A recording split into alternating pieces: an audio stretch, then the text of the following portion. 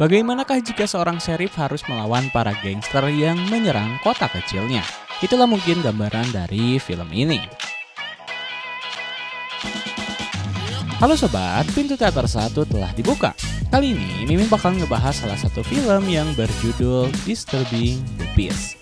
Film ini bercerita tentang seorang sheriff atau polisi yang bertugas di salah satu kota kecil ditemani oleh satu orang deputi.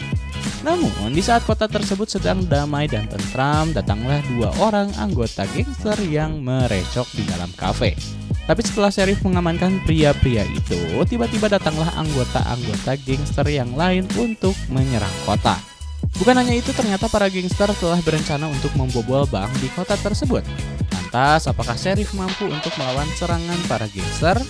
Tanpa menunggu banyak lama, mari kita mulai intronya.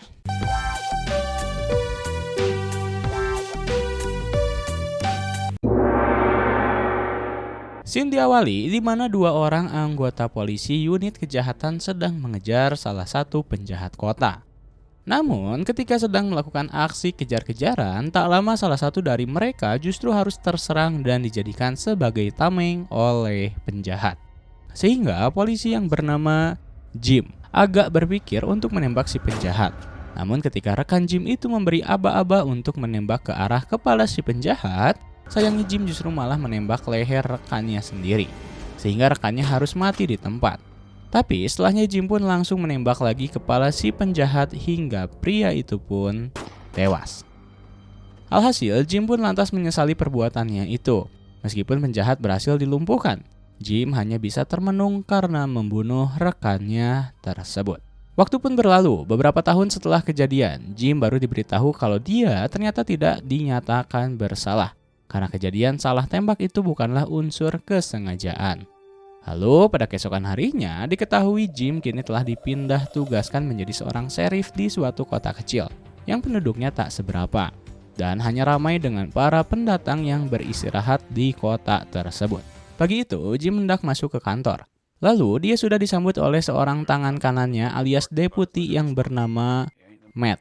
Diketahui deputi Matt baru saja dipindah tugaskan ke sana. Matt yang kala itu tahu kalau Jim sedang tidak baik-baik saja karena semalam Jim berada di bar sendirian lalu bertanya, "Ada apa denganmu?" Namun Jim sendiri tak mau menjawabnya dan hanya ingin menyelesaikan masalahnya itu sendiri. Jim diketahui sedang mengalami traumatik pasca menembak rekannya sendiri. Dan itu adalah salah satu alasan kenapa Jim tak ingin membawa pistolnya lagi kemana-mana. Dia lebih suka memakai tangannya untuk menangkap penjahat. Namun, tak lama dari situ mereka berdua melihat ada dua anggota geng motor yang datang ke kota. Cara berpakaiannya juga layaknya geng motor yang gemar meresahkan warga. Lantas Jim pun mengatakan pada Matt agar tetap waspada. Tak lama dari situ Matt pun izin pergi untuk mengirimkan sebuah berkas ke bank. Sementara Jim sendiri masih berada di kantor. Di sisi lain, di sebuah kafe kecil milik seorang wanita cantik bernama Kathy, terlihat beberapa orang sedang berkunjung di sana. Salah satunya adalah seorang calon bupati yang sedang merencanakan strateginya untuk memenangkan kampanye. Sementara sang sheriff sedang berjalan menuju kafe kecil Kathy. Ternyata dua anggota geng motor sudah lebih dulu sampai ke sana. Lalu salah satu dari mereka tiba-tiba dengan cara yang tidak halus langsung meminta sebuah bir. Kathy saat itu tidak langsung memberikannya karena tidak melayani bir pada pagi hari. Sontak karena memperlakukan Kathy secara kurang baik, Kathy pun langsung menghajar pria tersebut dengan kaca. Perkelahian pun lantas tak terhindarkan. Wanita melawan seorang pria. Tentu saja itu kurang sepadan, namun Kathy sebisa mungkin terus melakukan perlawanan. Sementara anggota geng satunya lagi hanya terdiam dan menertawai aksi temannya itu. Namun tak lama, Jim pun datang ke sana dan mengambil alih panggung aksi tersebut. Lantas sebelum mulai menghajar Jim, anggota geng tersebut langsung mengeluarkan sebilah pisau. Tapi alangkah sangat disayangkan karena Jim dapat mengatasi pria tersebut dengan mudah. Sementara anggota geng yang satunya, Jim suruh pergi dari sana karena Jim belum punya alasan untuk menangkap pria tersebut. Di waktu yang bersamaan, Matt telah sampai ke bank dan mendatangi seorang teller wanita yang bernama Amanda. Nampaknya Matt juga sedang mencoba untuk mengajak Amanda pergi berkencan. Kembali lagi pada Jim sekarang telah membawa pria malang tadi ke kantornya. Lalu tak lama datanglah Matt, sehingga Matt langsung diutus oleh Jim untuk mengirim pria tersebut ke kantor polisi yang setingkat lebih tinggi agar bisa diproses secara hukum. Setelah Matt pergi, datanglah calon bupati yang tadi ada di kafe. Pria itu tampaknya kurang suka pada aksi Jim dan mencoba untuk memojokkan Jim.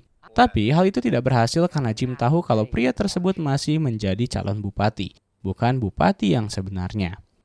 Di sisi lain, terlihat para anggota gangster sedang menuju ke kota kecil Jim tersebut, karena sepertinya salah satu dari mereka telah melaporkan kejadian tadi. Namun Jim sendiri belum mengetahui ancaman tersebut. Dia justru kembali ke kafe Katie untuk sekadar ngopi pagi di sana, sambil PDKT dengan Katie. Akan tetapi ketika sedang asik-asiknya nongkrong, listrik kota tiba-tiba mati dikarenakan salah satu anggota geng telah memutus kabel listrik, yang membuat sinyal telepon pun ikut padam. Tentu saja dengan santai dan gaya coolnya, Jim langsung bergerak untuk mengecek apa yang sebenarnya sedang terjadi. Sementara itu, Matt yang sedang dalam perjalanan membawa pria malang tiba-tiba kehilangan sinyal teleponnya. Apalagi tak selang lama, Matt juga mendapati seorang pria bertubuh kekar terbaring di jalan. Tentunya saja Matt langsung menghampiri pria tersebut untuk dicek. Namun sayang sekali, dengan begitu mudahnya Matt berhasil dibohongi dengan tipuan murahan itu, dan langsung dibawa masuk ke dalam mobil untuk dibawa entah kemana. Lalu, scene pun berpindah di mana sebuah mobil van yang juga adalah sekawanan anggota gangster terlihat sedang dalam perjalanan. Tak jauh dari situ, wanita yang menyetir mobil van tadi seketika langsung menancapkan gasnya di depan mobil patroli polisi nasional. Sontak hal tersebut pun membuat polisi patroli langsung bergerak mengejar mobil van. Namun saat dilakukan pemberhentian, polisi itu justru dengan santai mendatangi sang driver. Padahal ancaman akan segera datang kepadanya, karena satu orang yang berada di mobil van ternyata mengendap-endap keluar dari mobil dan langsung meledakkan kepala polisi malang tersebut. Lantas mereka pun harus segera mengamankan mayat polisi itu agar tak menimbulkan kecurigaan. Berpindah pada Jim yang mulai curiga kalau ini adalah efek dari penyergapan salah satu anggota gangster, karena saluran telepon juga mati. Sontak dia pun segera mengecek ke jalanan agar mengetahui kondisi kota saat ini. Tak lama kemudian datanglah pria gangster yang sebelumnya pernah Jim temui di kafe Katie. Dia menodongkan senjata dari belakang Jim, sehingga Jim tak bisa berbuat apapun. Hal tersebut juga langsung disambut lagi dengan para anggota geng motor yang datang bersama dengan mobil van. Lalu setelah itu beberapa anggota gangster lantas langsung segera memasuki bank dan menyandra seluruh orang yang ada di dalamnya, termasuk seorang manajer bank. Jim yang kala itu tidak dapat berkutik hanya bisa mendengarkan ocehan dari si ketua gangster yang disebut sebagai Diablo. Diablo sendiri memperkenalkan dirinya dan memberitahu kalau dia ingin merampok seluruh uang yang ada di dalam brankas bank. Mengetahui hal itu, Jim langsung terdiam dan kesal. Namun juga tak dapat berbuat apa-apa selain mengangkat kedua tangannya.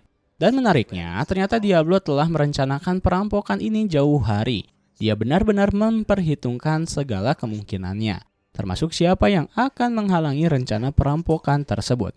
Karena ternyata Amanda adalah salah satu mata-mata yang Diablo simpan di bank. Akan tetapi, karena brankas itu hanya bisa dibuka oleh sang manajer bank dan hanya akan terbuka di jam-jam tertentu, maka salah seorang anggota gangster harus membawa manajer tersebut agar dapat membuka brankasnya. Dan dengan lancar, brankas pun berhasil terbuka. Sementara itu, anggota gangster yang tadi telah menembak petugas kepolisian sekarang telah menyamar menggunakan baju polisi untuk berjaga di perbatasan kota bila mana ada ancaman lain yang datang ke kota kecil tersebut. Sedangkan keadaan di kota pun telah berhasil diambil alih oleh para gangster. Matt juga telah bergabung dengan Jim. Lalu karena tak ingin banyak lama, Diablo lantas menyuruh seluruh sandera untuk dikurung di dalam gereja. Namun sedikit berbeda dengan Jim dan Matt. Mereka justru dipisahkan dengan para sandera lainnya. Diketahui juga kalau Diablo ternyata bukan saja hanya ingin mencuri uang yang ada di bank, melainkan mobil lapis baja yang sekitar 28 menit lagi akan mengantar uang senilai $15 juta ke bank tersebut. Terlihat kalau truk lapis baja itu pun telah bersiap-siap untuk berangkat menuju bank kota kecil itu. Namun, tak lama dari situ ternyata ada satu warga yang mencoba untuk melakukan sebuah perlawanan. Seorang pria paruh baya yang bersembunyi di mobil truk ternyata mencoba untuk menembaki para anggota gangster yang posisinya sangat terbuka. Tapi sial, keadaan tak memihak kepadanya. Karena senjata yang Pak Tua gunakan ternyata tak cukup bagus untuk menghabisi seluruh musuhnya. Ditambah lagi Diablo yang tidak bodoh itu lantas menyuruh seorang wanita keluar dari mobil yang terparkir di sekitar area baku tembak. Lalu Diablo menjadikan seorang sandera agar Pak Tua berhenti menembak. Ketika dihitung sampai 10, ternyata Pak Tua masih berusaha menembak. Sedangkan Jim dan juga Matt mencoba untuk merebut senjata lalu pergi untuk bersembunyi.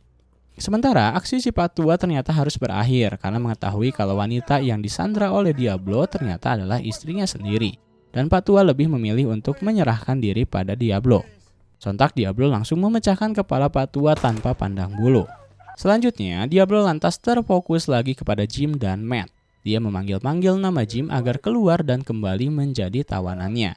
Atau Diablo akan menembak mati wanita malang tersebut. Akan tetapi Jim ternyata tak terlalu risau dengan hal itu. Jim justru malah husu membuat sebuah jebakan peledak bersama Matt. Sehingga nyawa wanita malang itu harus berakhir sama dengan sang suami. Setelahnya, Diablo pun langsung menyuruh salah satu anak buah untuk mengecek tempat persembunyian Jim. Dan benar saja, alhamdulillah salah satu orang dari anggota gangster berhasil Jim dan Matt lumpuhkan. Sementara keadaan gereja dipenuhi oleh para gangster dan juga anggota gangster yang mengawasi. Jim dan Matt menuju ke suatu tempat di mana mereka bisa mendapatkan radio baru untuk berkomunikasi. Jim juga menyuruh Matt agar mengamati jalan penghubung antar kota untuk mengecek apakah truk baja yang membawa uang telah datang atau belum. Setelah truk pembawa uang itu terlihat, ternyata truk sempat berhenti di depan mobil polisi yang sudah diambil oleh anggota geng. Lalu anggota geng berkata pada supir truk agar berhati-hati karena alih-alih ada kebocoran gas di kota sehingga kota akan menjadi sepi untuk sementara waktu. Dan di sisi lain, para anggota geng lainnya telah menunggu kedatangan truk dari dalam bank. Kemudian satu orang dari mereka ada yang bertugas untuk naik ke sebuah gedung menggunakan sniper. Singkat cerita, setelah truk baja itu telah sampai di bank, salah satu petugas yang ada di dalam truk disuruh untuk turun lebih dulu untuk mengecek apakah di dalam bank ada orang atau tidak. Tentu saja hal ini sesuai yang diharapkan oleh Diablo. Dan ketika petugas itu masuk ke dalam bank, Diablo dan para anggota lainnya langsung menyergap petugas tersebut. Kembali pada Jim sedikit, Jim sendiri justru memilih untuk kembali ke rumahnya dan hendak mengambil pistol yang selama ini telah dia simpan. Keadaan sekarang benar-benar kacau. Apalagi ketika Diablo membawa petugas pengantar uang ke hadapan sang supir dan memaksa supir untuk membuka bagian belakang truk yang dimana telah tersimpan 15 juta dolar di dalamnya. Akan tetapi sang supir sendiri tak mau membukanya. Dia lebih memilih untuk tetap diam dan melihat rekannya untuk terbunuh ditembak. Tentu saja si supir langsung memakai radio untuk meminta bala bantuan. Namun sayang, antena radio telah terlebih dahulu ditembak oleh sniper yang membuat radio tidak berfungsi. Namun Diablo juga sudah mempunyai cara alternatif, yakni dengan meledakkan pintu truk tersebut dengan bom. Sehingga dengan mudah Diablo berhasil membobol pintu belakang truk. Matt yang kala itu terus mengikut rencana Jim lantas mengetahui kalau di atas gedung telah terdapat seorang sniper. Sehingga dia pun memutuskan untuk masuk dan mencoba menyerang musuhnya secara mengendap-endap. Alhamdulillah rencana tersebut pun berhasil.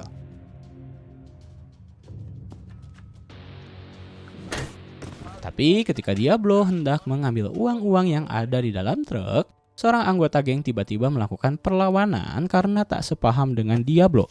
Pasalnya dia tak mau ada korban lagi yang berjatuhan. Karena melawan, Diablo pun terpaksa memukul anggotanya hingga pingsan. Kembali pada Jim, dia juga tak ingin melepaskan uang-uang tersebut ke tangan orang-orang jahat.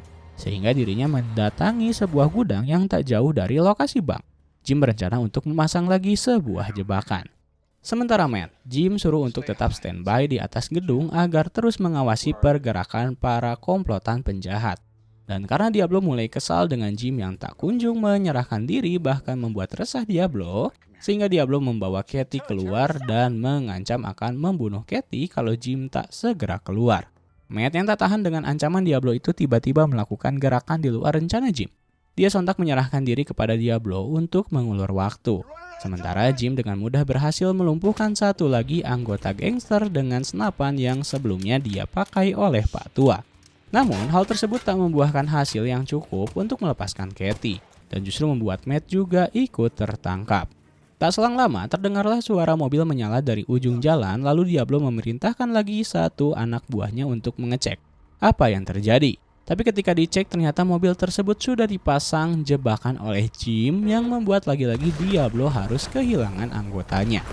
Sehingga Diablo terpaksa memasukkan kembali Katie dan Matt ke dalam gereja. Karena membunuh satu persatu bukanlah jalan yang baik dan justru hanya membuang-buang peluru. Sementara itu, anak buah Diablo yang tadi melakukan perlawanan sontak bertemu dengan Jim.